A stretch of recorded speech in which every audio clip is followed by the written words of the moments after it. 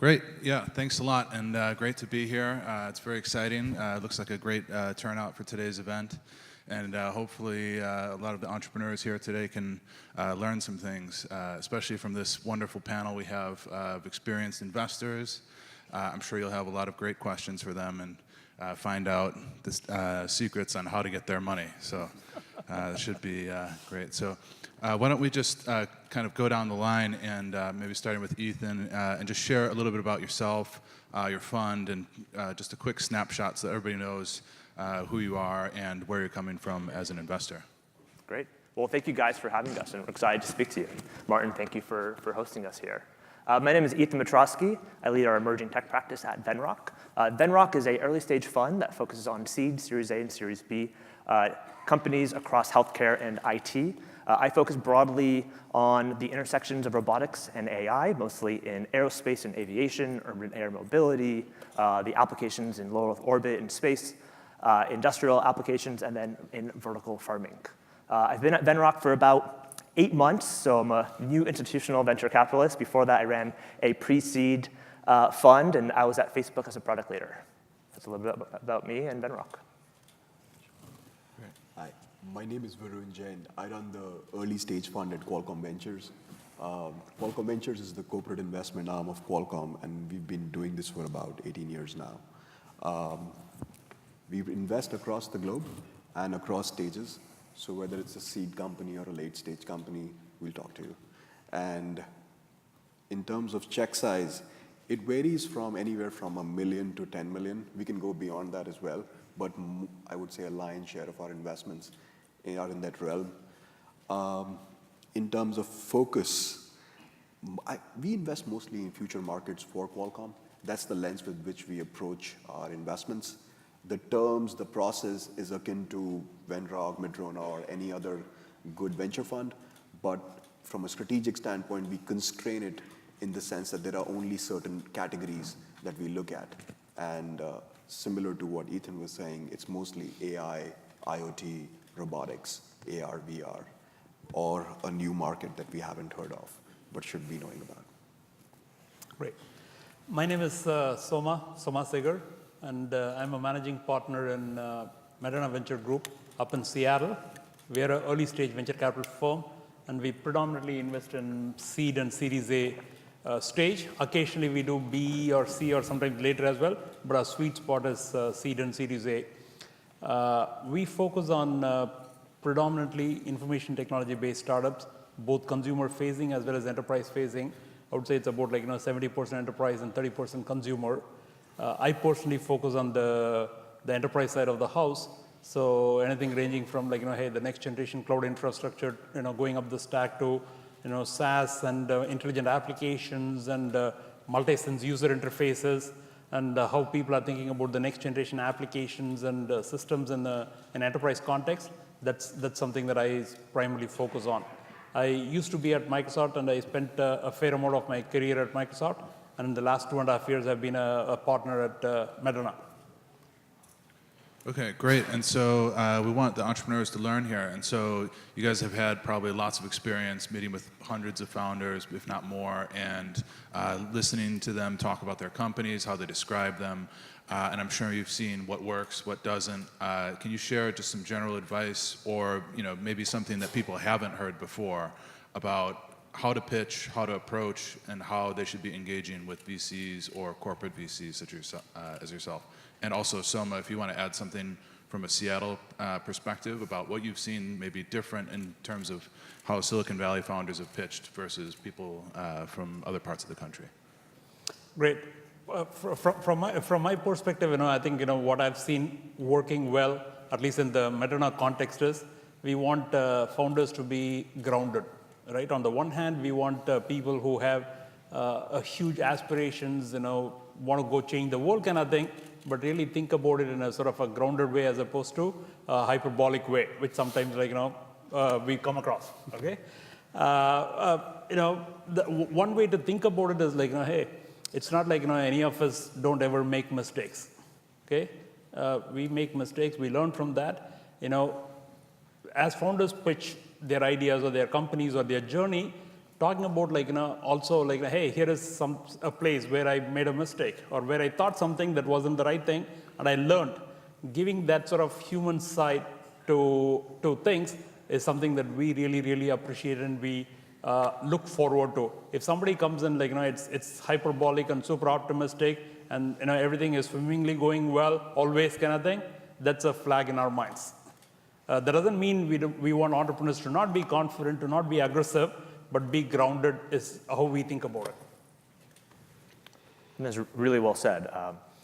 Any investor looks across four aspects. They look at a market, a team, technology, and their ability to execute or their operational excellence. And as an investor, you're never going to be right at all four when you're making the investment. So if you're going to be right in any two, you want to be right about market and about team. You take a great team, you put it against a poor market or a shrinking market, and the market wipes out the team 10 out of 10 times.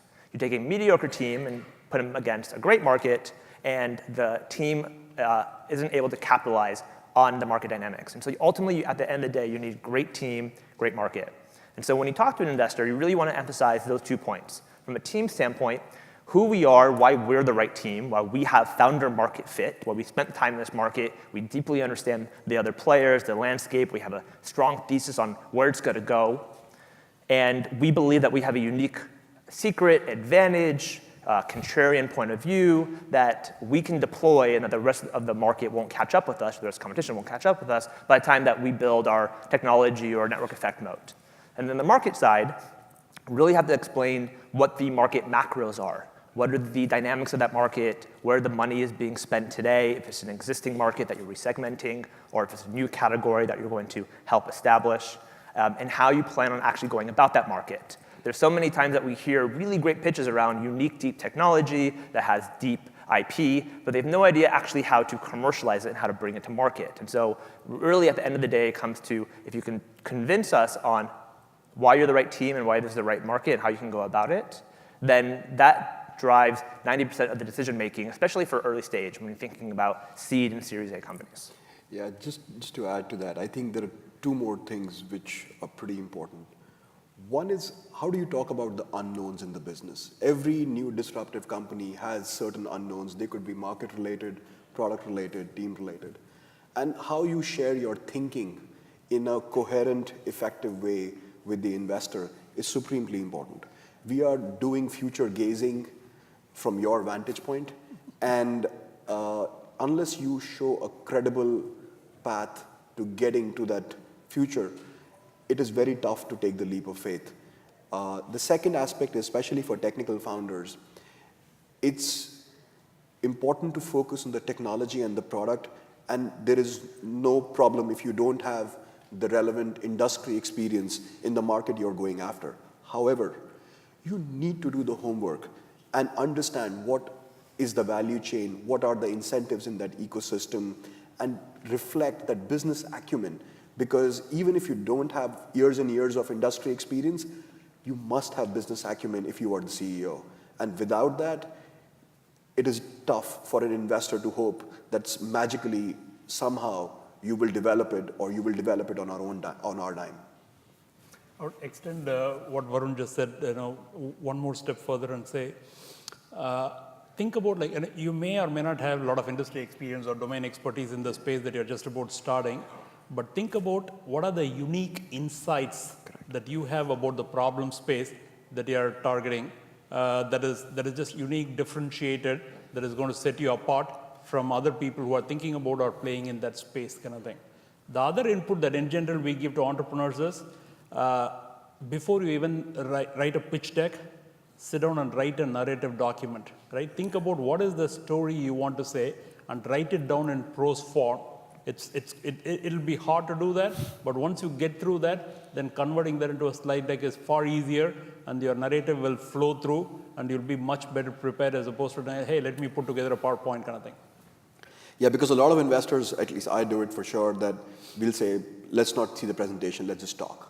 Because we've done our homework, we know a little bit about your market and your business, and all we want to have is a coherent conversation about the opportunity, as opposed to you being a robot and walking through slide A to slide Z. That is generally preferred. Yeah, I can't emphasize the value and power of narrative in storytelling. You can take an amazing team and just slightly tweak their narrative so that there's an actual arc to it, and it dramatically changes the reception of the investor. And you want to think about storytelling as somewhat like the hero's journey.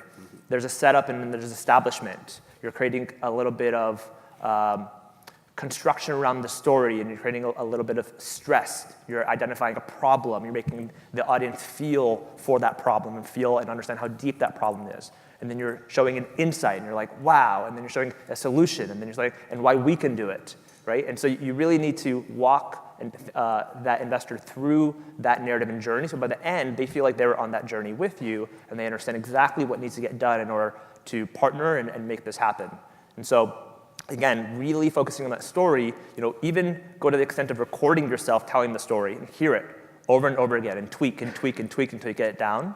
Because a lot of the interactions you have with investors is a data point that they're taking. Every interaction, every detail in your deck, in the points you make, your level of brevity are data points on how they're going to extrapolate how you are in the market and with customers and so on. And so really placing the emphasis there is critical. Okay, that's all excellent advice. I think we have just a little bit of time left for questions. Is there a microphone out there? Or so yeah, if you have a question, he'll bring the microphone to you. Or yeah, come on down the aisle. No questions too hard. We'll pretend this is off the record, except for everyone tweeting this. Thank you for the talk. It was very good. My name is Tony, and I have a healthcare solution, Ethan, so if you want to stop by my booth. But my question is, I look at a lot of information on the web about the perfect pitch and what the pitches should consist of, the components, and then the time that you want to do this pitch in, which is usually like 2 minutes, a minute and a half, or a minute for some of these pitches. And my question is that in these pitches, it's often said that it has to contain these components, which are things like our story, product or service, what the market is like, your validation, what you're looking for funding, what your team is like, and what you're going to spend on. And so I've tried doing this one time for a competition, and it's just really, really, really hard. I've talked to different investors, and they all say that, well, what I look for is 1 or 2, or X and Y. And they don't look for all those components. And so it leaves me with the question, how do we construct these pitches to be about 2 minutes and to talk about all these different components that maybe, a few of you're only looking for a couple of these, but not all of these. And what does that look like? Because it seems to me that, in order for us to have the best pitch, we really need to know what you're looking for and not give out something generic in 2 minutes. Yeah. Well, I think there is no one size fits all. It depends on the business you're building. Let's say, for example, you've built a flying car. Just talking about the product in the first 2 minutes is enough to get the attention and then unwrap the rest of the business. However, if you're in a commoditized category, then talking about the traction you've had, we've signed 20,000 retailers doing X, Y, and Z. Or if you have significant revenue, as a CEO, you know what the highlights of your business are in the context of the market you're going after.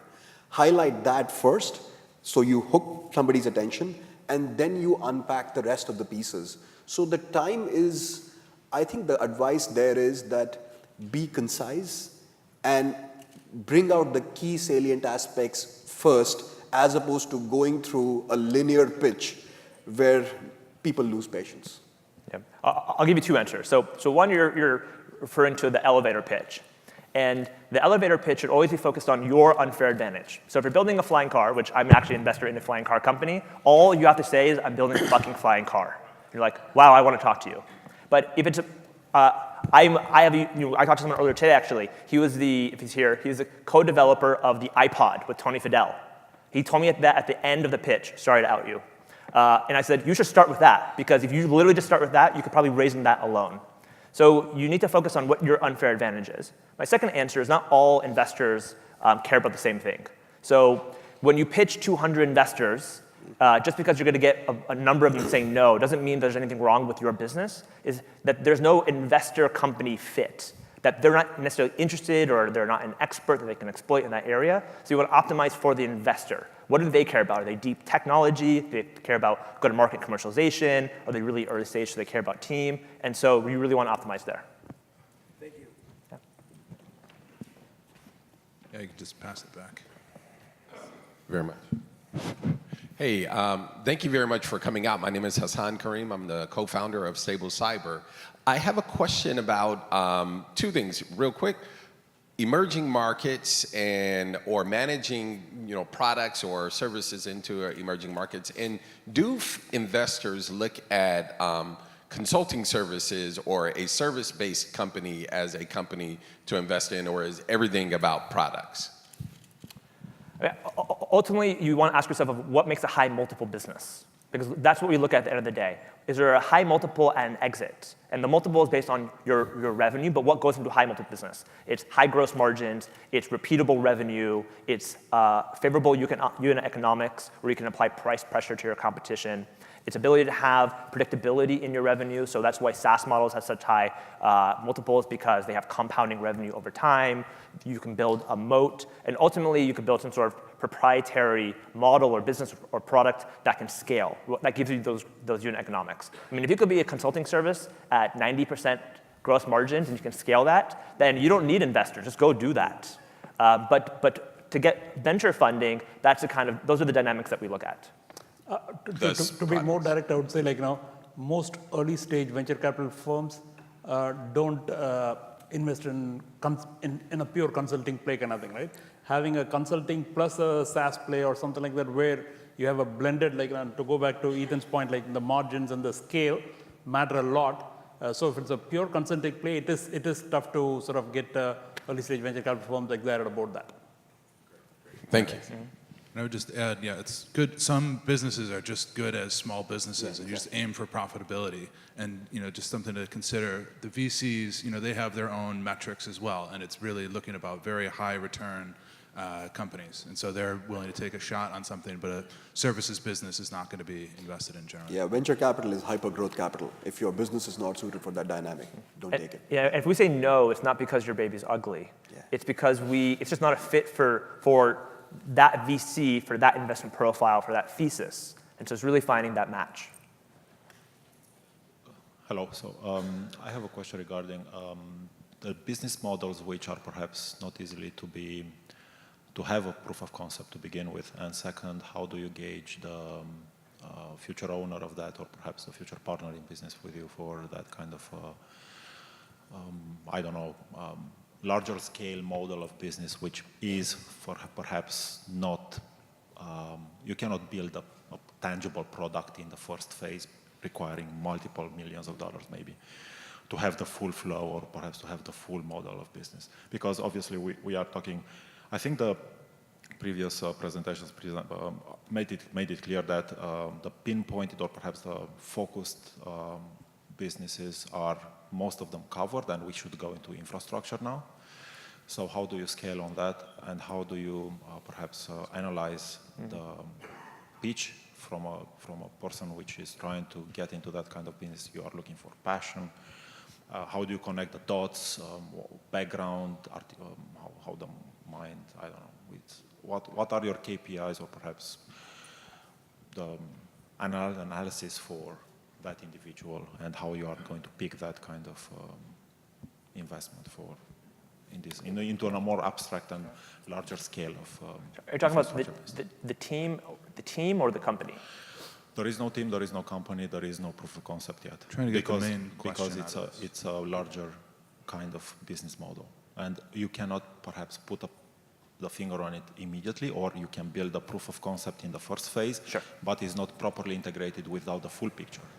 Yeah, we deal with this a lot when we look at enabling technology. So you can look at any market in three phases. You could say the market is established and mature, and you're resegmenting the market. You're moving dollars from an existing player to a new player. The second is the new category. So you're superseding that old market, like what Uber did to black cars and taxis. Or it's an enabling technology that then eventually goes to that eventually enables and becomes the platform for a new market. So you have to just decide where you are, and then the KPIs are according. So if you're enabling technology, you have to prove that this enabling technology can actually support a new market and is compelling enough that it can drive kind of inflection point. So enabling technologies are very hard to sell in the market when there's no market yet. So typically, you take that enabling technology and you build a vertical service with it. So if I built a way to make, let's say, autonomous cars, then I actually have to go and probably deploy autonomous cars into a taxi service to show that I could actually build autonomous cars before that becomes an incredibly valuable technology. So you really want to think about how do you prove out the value of the technology that you have into a market, what that size of the market is, in order to then backwards calculate what the KPIs are along the way and what the right milestones are. So that can be done in multiple ways, obviously, and perhaps your experience could help as well in determining that, because there are multiple angles for perhaps approaching the future, right? Or this kind of future. And enabling technology, I think that's the key word here. So how would you pick, or how would you invest with a partner in this kind of, let's say, volatile or perhaps not properly defined yet markets? Well, so to answer your question, we look also to the team to answer that question. So that's why the team is so important. The team has to at least have a point of view on how we can employ that new enabling frontier technology and what that market could be. Because you're really looking for teams that can be visionary into what the next 5 or 10 years could look like, but also can get deep down to the details on what the next 12 to 18 months look like, down to the second, third, and fourth order of details. And so being able to straddle the two are two dynamics that we really look for in the team. What you don't want is the investor to tell you what to do in your business. That's the recipe for disaster. Ideally, you want to be in a place where you and your team have got a strong point of view, and you're working with the market, whether it's customers or partners, to go validate your theory and then sort of, or your thesis, and then say hey, is it working? Is it not working? Let me tweak it kind of thing. But you want to start with a strong point of view and get input and feedback from investors. But you don't, like Ethan just said, you don't want investors to be defining what that should be. Okay, thank you. We've got time for one very quick question and answer. Hi, my name is Jaswant, and I have a question regarding how do we connect with investors? Because I have sent hundreds of emails and tried to arrange a meeting, like have a meeting one-to-one, but no response. So how do we take that first step? Okay, great. Yeah. So in my way, the best way to get to a VC or an investor is to find somebody who knows them so that you can come through a warm introduction. Having said that, at least we at Moderna, we sort of look at all mails, we respond to all mails, but it is hard to sort of have the right level of excitement if it is a cold call versus having a warm introduction kind of thing. The second thing to remember is it's almost like a dating game, for lack of a better word, right? You get to know the investor gets to know you. It's sort of a relationship that you build over a period of time, and then hey, maybe it happens or maybe it doesn't happen kind of thing. So take a slightly sort of medium to long-term view when you're trying to build a relationship and connection with the investor community.